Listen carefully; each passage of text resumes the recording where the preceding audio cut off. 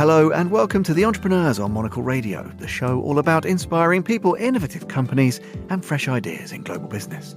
Today's programme is a gastronomic and hospitality adventure. First, we'll meet a married couple who left their well-established lives in southwest London to start over with a winery in Provence. We risked everything. So we'd never made wine, we didn't speak French, we had 3 children in tow, a lot of pressure, and couldn't get it wrong. Later, we'll head to Vancouver Island to hunt for a treasured culinary ingredient with the help of some furry friends.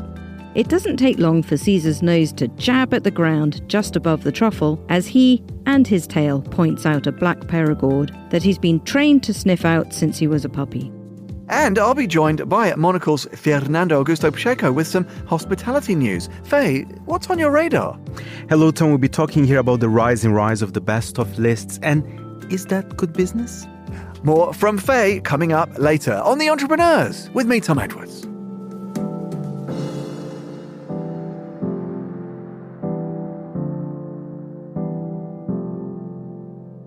You're listening to The Entrepreneurs. Jeany and Stephen Cronk are the husband and wife co-founders of Maison Mirabeau, the award-winning Rosé brand they built after leaving corporate life in London behind for the vineyards of Provence.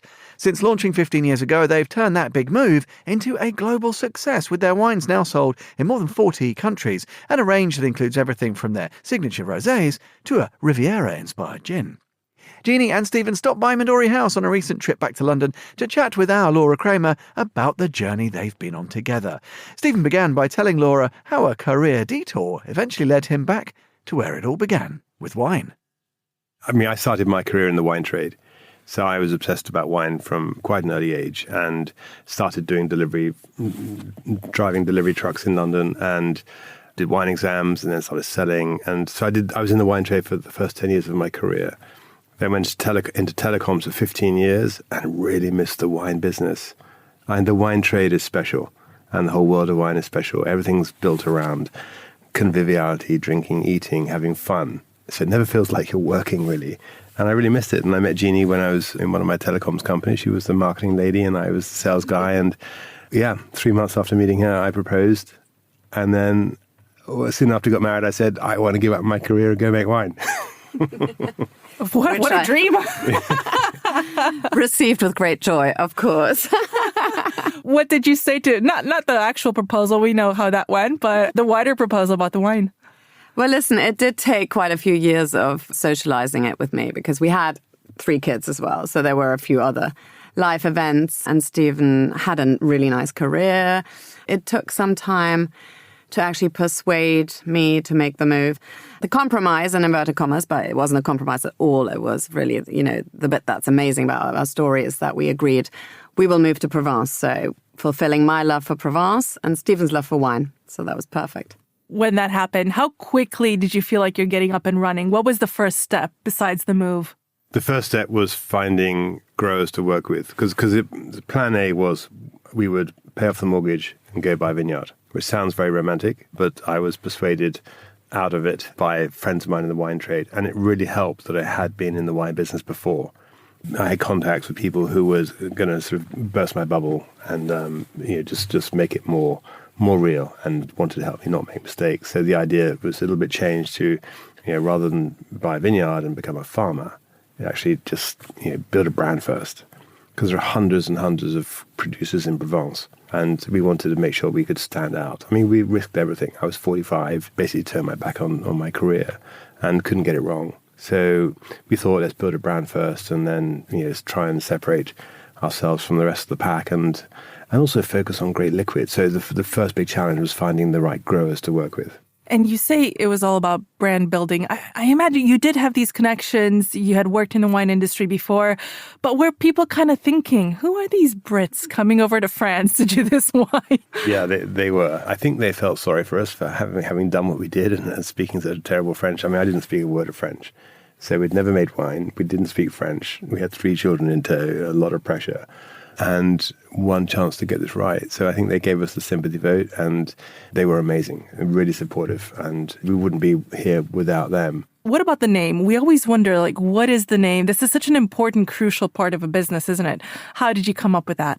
Yeah, that is such a tough one. And I must say, we went through many names before we kind of settled on Mirabeau. Mirabeau was, firstly, such a beautiful sounding name, we thought. It also has meaning. It means beautiful view or seeing beauty. Provence, there is so much natural beauty, but also the wines are pink, this wonderful pale pink. So we felt like it really was a name that was evocative, not just of the region, because obviously it's a historical name as well. There was the Comte de Mirabeau, who was this very famous historical figure. So we were quite bold and daring because nobody had trademarked the name. And so we just did it. And people afterwards went like, oh my God, you guys, how did you trademark the name of such a famous, sort of formerly noble family in France? And to be honest, we obviously, not being French, I think we were a little bit more, we just thought, oh, this is a beautiful name, this works, people can, it looks beautiful, people can pronounce it. And let's build our sort of brand universe around that name. And you've just celebrated an anniversary, haven't you, for the brand? Yeah, so we've just made our 15th vintage. Yeah, it's gone so fast. My gosh. But I remember it was 15 and a half years ago. I took my first bottle of wine in to meet the Waitrose buyer. And I was terrified. I mean, he didn't know how much was at stake. But this was our career, our lives potentially at stake here. So, yeah, when he said, okay, Stephen, I'll try the wine, I'll think about it. I had 2 weeks of not sleeping, basically. But they came good. And, so 15 years on the shelves at Waitrose. And, I am still very grateful they gave us that first big break.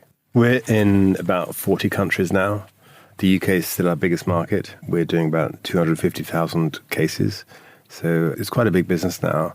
And we're the number 2 Provence brand in the UK. We're the number 1 in the on-trade, which is hotels and restaurants. And it's been quite an adventure. And in terms of the product, you have a few variations now, a few vintages. Tell me a little bit about those. We've got a number of products, I guess, pointing at different preferences, consumer preferences. So you've got our flagship product, which is Pure. That's the one that's sort of, really widely available and much loved. And that is just a great wine for, light drinking, daytime drinking, aperitifs, lovely light food. And then we make some other wines that are a little bit more gastronomic, which is interesting because the consumer's now ready.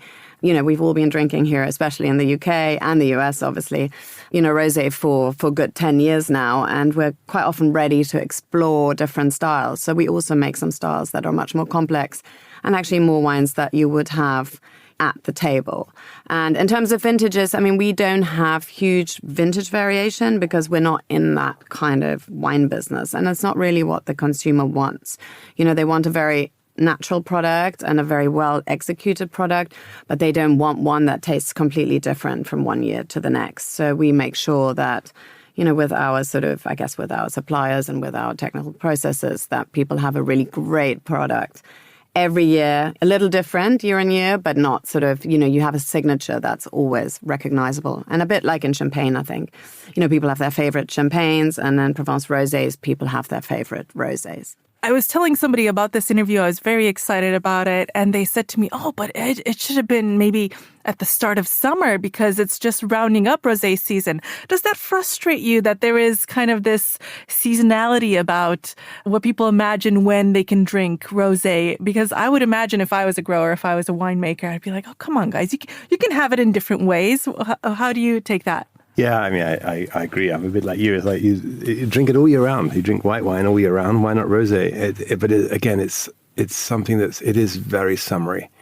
And as much as I try and defend the fact that it should be 12 months a year consumed, it's that kind of April, May time when you're dusting off the barbecue, you have your first venture into the garden, you go and buy a case of rosé and summer starts. And it's the same in the States. So it is still very much perceived as being a summery wine, but the reality is it's on the shelves all year round. People are drinking it all year round. There is a spike in the summer, but it is a four seasons wine. And may I say that Christmas is becoming a bit of a thing for rosé. So that's really nice because it is a great turkey pairing. So especially in the UK and the US, people are now thinking, oh, that's a nice wine to put on the table for Christmas lunch. So. For Thanksgiving and Christmas are the winter time. A bit of a thing. Yes, I was just going to ask. I always love to ask winemakers about their unusual pairings for their product. So you'd say, it's not unusual, but you'd say turkey. Yeah, it definitely works really well. I mean, it works really well with all white meats.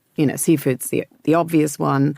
But actually some of the slightly stronger rosés we make also work super well with spice, and slightly more aromatic food too. So I think, I'd encourage everyone to sort of venture out and just try rosé and do away a little bit with their preconceived ideas because, today's rosés are just so well made as well. There's such a huge difference in quality, even compared to sort of 15 years ago. So, we've really all worked super hard to make really great wines.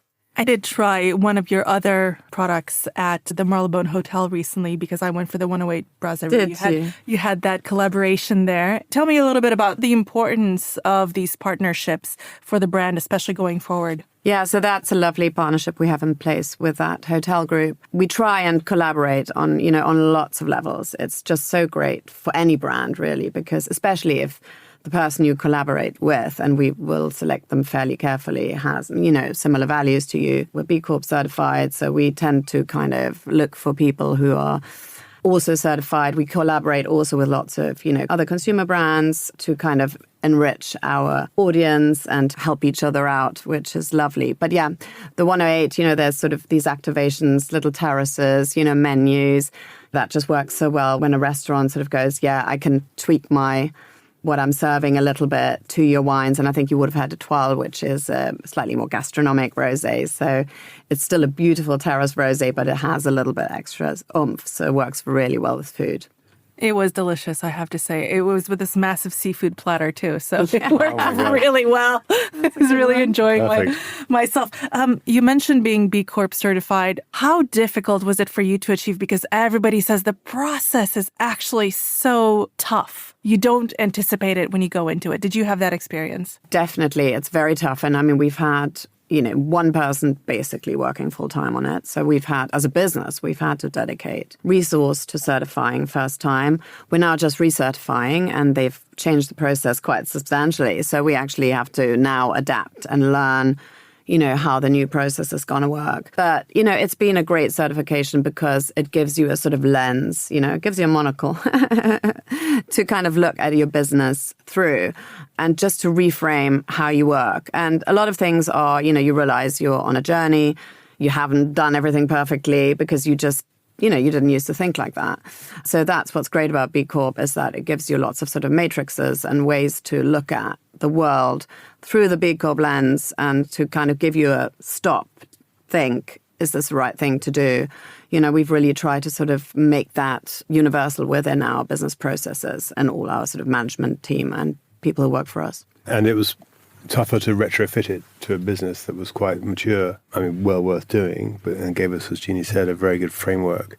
But anybody setting out with a new business, if they want to have any kind of purpose behind what they're doing, then they should look at building a business around that B Corp framework so that and to certify early. From the start. From the very beginning. What's next for you then? What can we look forward to? What are you most excited about? There's lots going on, is the good news. So that we are a really sort of, I guess quite a vibrant and innovative business. And so we're working on we've done a really nice collaboration with Fever-Tree last year. So that was our first foray into upper mid-strength alcohol, which is something that, was really exciting. And also to work with such an amazing British brand.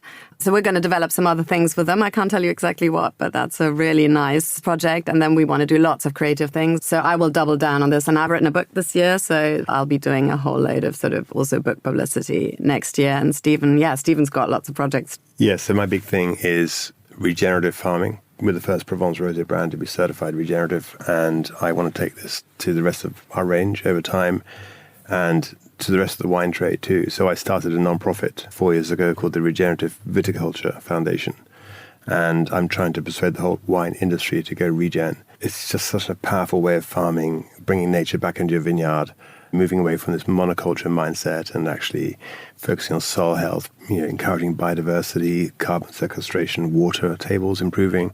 There's nothing to not like about it. And this is going to be the big buzzword in the next 5 years. You're seeing a little bit on the shelves in the UK, some regenerative farming in the States. Whole Foods has really embraced it. California has just legally defined regenerative agriculture, so it's really kicking off in California. But it's so important, I think, people care about how things are made. And you mentioned the US there. How much of a footprint have you made in America so far? I'm trying to crack the US. It's a tough market because it's like 50 countries in one. And I don't even know you know this, but you have in the US a 3-tier system. So when you went through the prohibition in the 30s and that was repealed, they said that nobody could go directly to the producer. You had to have so we have to have an importer, a distributor, and a retailer, each taking a margin and making it more expensive. And so cracking the US is my big dream. Actually, I'm moving to LA for a couple of months. Because California is where it's happening on the regen side, and I want to really push that. And I imagine all the tariff stuff isn't making it particularly easier? Yeah, that really doesn't help. 15% tariffs on, all European products, not making it a lot easier. But actually, still European wines compared with US wines, we're still coming in at a better price normally. So I think we can still make a difference. And Provence Rosé is a bit like champagne. There are other people making similar looking products, but you've got to have the real thing. It's got to be from Provence if it's rosé. That was Stephen Cronk and Jeany Cronk, the husband and wife co-founders of Maison Mirabeau. You can find out more by heading to maisonmirabeau.com. And do look out for Jeany's book, At Home in Provence, Recipes and Stories from Life in the South of France.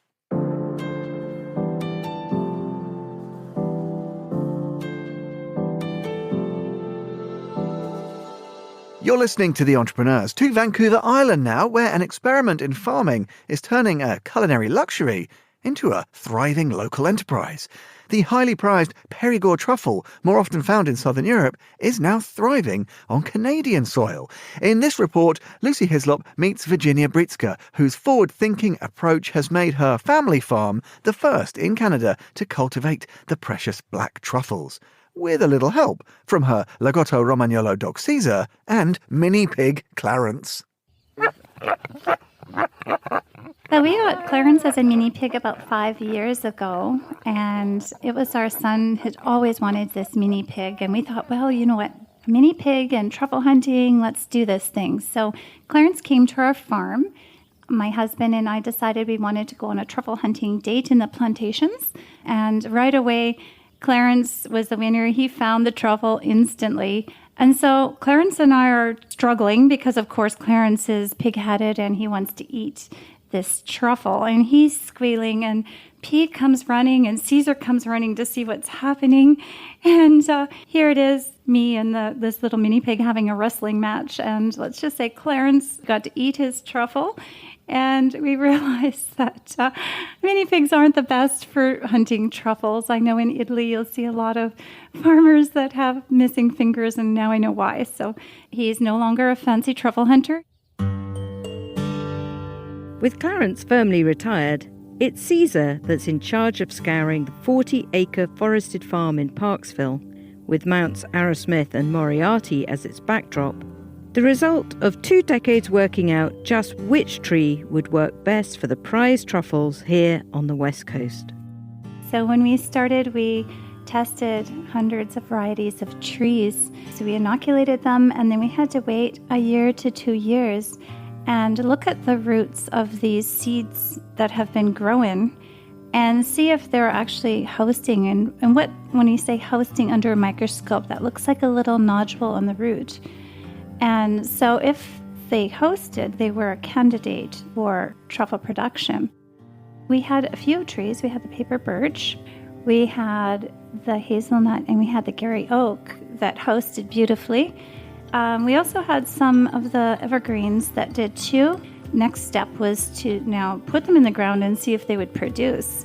We did a little trial project, and after a few years we realized that the Gary oak and the hazelnut were the two producing trees, and that's what we grow on our property today.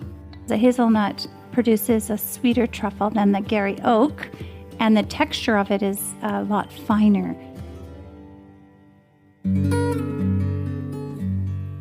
Along with those trees and the farm's broad-breasted turkeys, Rhode Island red chickens, and Katahdin sheep, There's a symbiotic nature to creating the perfect conditions for the elusive truffle sought by the local chefs, some of whom have even helicoptered over from Vancouver to take them home for expectant diners. When we brought the black Perigord truffle to the island, we realized that we needed to amend our soil, or pH. So we have a few things that we do to amend our soil. We have chickens and chicken tractors. And so a chicken tractor is like a frame that is like open from the bottom, and we pull them along up and down the rows of the plantation. And as they eat the grass and bugs, they end up changing the pH and help amend our soil. And then on top of that, we need to lime our soil to get down to that 7 pH that we need, somewhere between 6.5 to 7. The sheep, they help us with cutting grass, of course, because when a truffle is brooding, it burns the grass with its off-gassing,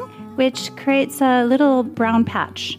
And with the sheep cutting the grass, it gives us the opportunity to have the dogs smell the truffles and kind of hones us in on where the truffles are ripe and fruiting. Hunt, Caesar. Come on, let's hunt. Let's go. Come on. As we head out among the oaks and hazelnuts to inspect the wood wide web, it doesn't take long for Caesar's nose to jab at the ground just above the truffle as he and his tail points out a black Perigord that he's been trained to sniff out since he was a puppy. At its height, the farm can scoop up a wheelbarrow load of the prized, expensive underground fungi in its British Columbian season. Some as big as a palm, others the top of a thumb in size. So a lot of people are surprised that the Vancouver Island can host truffles. We have wild truffles here. I believe it's an Oregon white, but we don't know of a lot of people that have cultivated, and the black Perigord is so superior. Elba white is in our near future. We have planted some Elbas, and we're into year 3 with Elba white. So it'll be a few more years to see if we'll be producing. They're still hosting. We dig up little bits of the roots to see. However, time is going to tell. Steps away in the Britsky's kitchen, local chef Nick Mackay-Finn of Pepper Custom Catering cleans up the truffle before shaving and pairing it with Dungeness crab, beef carpaccio, and even blackberry cheesecake. The fact it's only a couple of minutes out of the ground, rather than days across the ocean, is everything to him. I heard the term the other day, jet fresh, in meaning that it's picked completely underripe, ripens on an airplane, and then gets here. It's almost 2 completely different products. You have a tomato that smells like a tomato. You have a truffle that smells like a truffle. You have the ability to kind of support local and eat in season, and in turn, you get a better product for it. We have really nice summer truffles, beautiful, aromatic, almost buttery in smell, a little bit, I guess, lighter of a flavor, kind of, I guess, the difference between a red wine and a white wine. Still very full-bodied, delicious, and almost creamy in smell. And we have a couple winter truffles as well, really pungent, really kind of forefront in flavor. I find those kind of pair a lot better with the beef carpaccio that we'll be doing today, whereas the summer ones I kind of like to use more for seafood and the crab. Robust and sweet, every bite has more than a hint of the forest floor and pure tenacity. Even the nearby turkeys seem to applaud. For Monocle, in Parksville, Vancouver Island, I'm Lucy Hislop.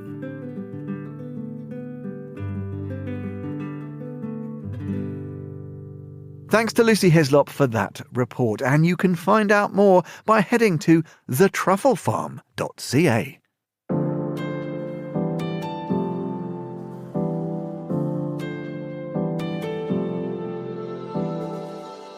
Finally, on today's programme, I'm joined by Monocle's Fernando Augusto Pacheco. Faye, welcome back to The Entrepreneurs. It's a pleasure to be here. Now, Faye, you trailed at the top of the show the importance, or otherwise, of these best-of lists, particularly in the hospitality industry. I know Michelin guides, people very familiar, of course, with their assessments of restaurants, maybe slightly less so on the hotel front, but we've learned more about their key winners, 1, 2 and 3 key winners. But before we get into the detail, Is this a good idea generally, that people are so interested in these ratings? I am conflicted. And first of all, Tom, I have to say, this is not a new thing.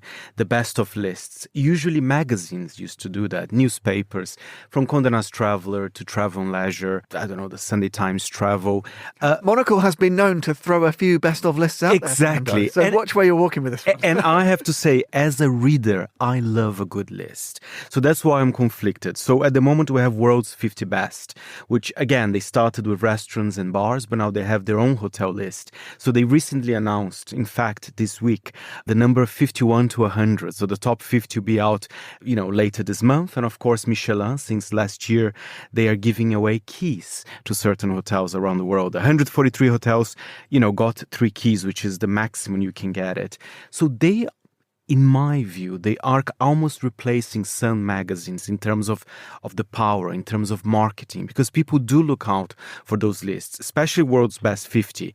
But there are concerns as well, Tom, in my view. I'm not saying, of course, I'm sure they're very good at what they do and to analyze a hotel, but some people don't know, is it perhaps PR driven?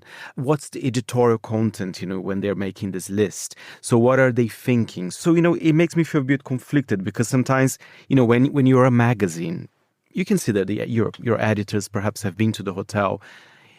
So there's this conflicting view, in my opinion. And Faye, it's interesting. Obviously, there are some venerable hotels all around the world, stellar names, newer entrants. And of course, it's interesting to see which markets are maybe thriving now by geography, according to the Michelin rankers. What about smaller players, though? Independents, maybe aspiring brands. Look, listeners to this show may be sort of more in the SME size. Maybe they've got a fast-growing but smaller brand, more in the boutique space.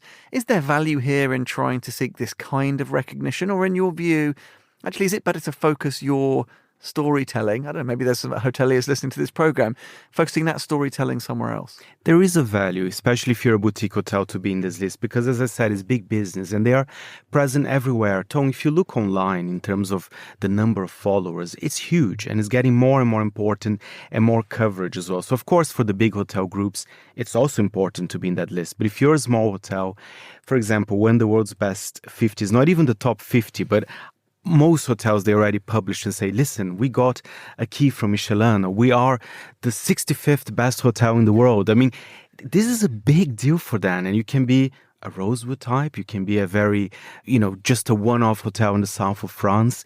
They're all posting that. So clearly it means a lot to them to be part of those lists as well.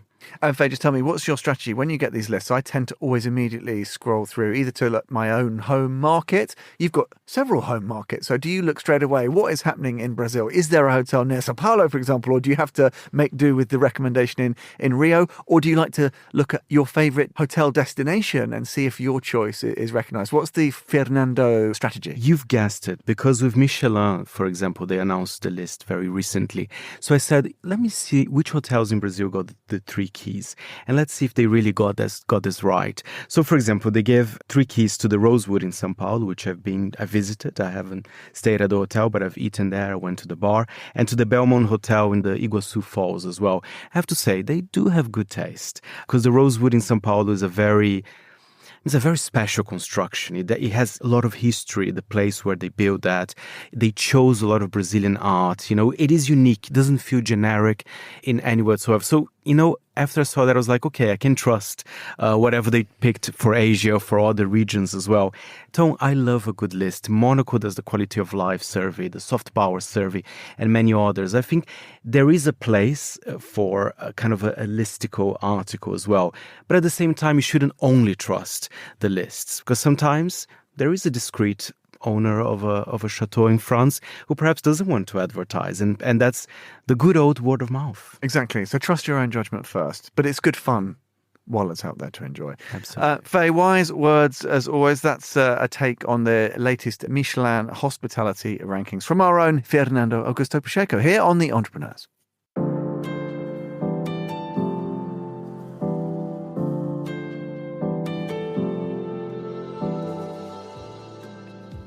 And that is all for the programme, which will be back at the same time next week. The show is produced by Laura Kramer, with audio editing by Jack Dewars. If you want to get in touch with the show, do email Laura on lrk@monocle.com. Head to the website to follow, to subscribe, or Keep in touch wherever you get your podcasts. My name's Tom Edwards. Goodbye. Thanks for listening to The Entrepreneurs.